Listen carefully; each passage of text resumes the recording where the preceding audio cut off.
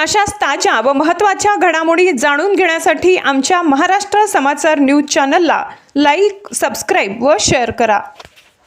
नाचनवेल नादरपूर पिशोर परिसरात ट्रॅक्टरचा आवाज घुमतोय। पेरणीपूर्व तयारीसाठी शेतकऱ्यांची लगबग। शेतकऱ्यांच्या मुळावर डिझेलचा तुटवडा। 4 तास रांगेत राहून 2000 रुपयांपर्यंत डिझेल भेटले। ट्रॅक्टर मालक ज्ञानेश्वर जाधव यांची प्रतिक्रिया। कन्नड तालुक्यात कडाक्याच्या उन्हाची पर्वा न करता खरीप हंगामाच्या पूर्वतयारीसाठी नाचनवेल पिशोर परिसरातील शेतकरी मोठ्या जोमाने कामाला लागला आहे। पावसाळा उंबरठ्यावर असल्याने वेळेत पेरणीपूर्व करण्याच्या उद्देशाने शेतशिवारात नांगरणी व खरणीच्या कामांनी वेग घेतला। ग्रामीण असून पहाटेपासूनच ट्रॅक्टरचा आवाज घुमू लागलाय। या भागात 18 मे पासून रोहिणी नक्षत्रास सुरुवात होत आहे। यंदा उन्हाची तीव्रता प्रचंड असल्याने दुपारच्या वेळी शेतात काम करणे कठीण झाले।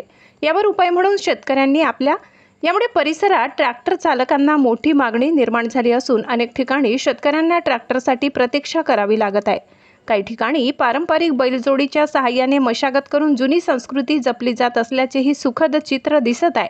उन्हाच्या झळा सोसत बळीराजा मशागतीच्या कामात मग्न झालाय। कामाच्या वेळा बदलल्यात। कडक उन्हामुळे दुपारी कामे ठप्प राहत असल्याने बहुतांश शेतकरी पहाटे लवकर आणि सायंकाळी उशिरापर्यंत मशागतीची कामे पूर्ण करण्यावर भर देत आहे। सकाळी लवकर शेतावर जाऊन जास्तीत जास्त काम उरकण्याकडे सर्वांचा कल आहे। बदलत्या काळानुसार शेतात यांत्रिकीकरण वाढले। वेळेची बचत करण्यासाठी शेतकरी ट्रॅक्टरच्या सहाय्याने नांगरणी, सपाटीकरण आणि बांध दुरुस्तीची कामे करत आहे। नाचनवेल पिशोर शिवारात ट्रॅक्टरच्या सहाय्याने सुरू असलेली शेती मशागत। हवामानातील बदलामुळे शेतकरी सतर्क। गेल्या काही वर्षातील निसर्गाचा लहरीपणा आणि अवकाळी पावसामुळे शेतकऱ्यांचे मोठे नुकसान झाले। ही जोखीम टाळण्यासाठी शेतकरी यंदा अधिक सतर्क झालाय। प्री मान्सून पावसाच्या शक्यतेने खत टाकणे आणि तण नियंत्रणाची कामे युद्धपातळीवर सुरू आहेत।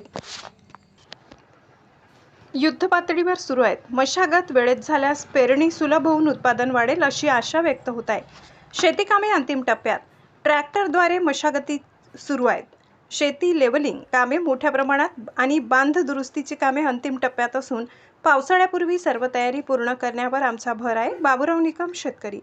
तरच पेरणी वेळेत होईल। उन्हाचा तडाखा मोठा असल्याने दुपारी काम करणे अवघड होते। त्यामुळे सकाळी आणि सायंकाळीच मशागत उरकून घेत आहोत। वेळेत कामे झाली तर खरीपाची पेरणीही वेळेवर होईल।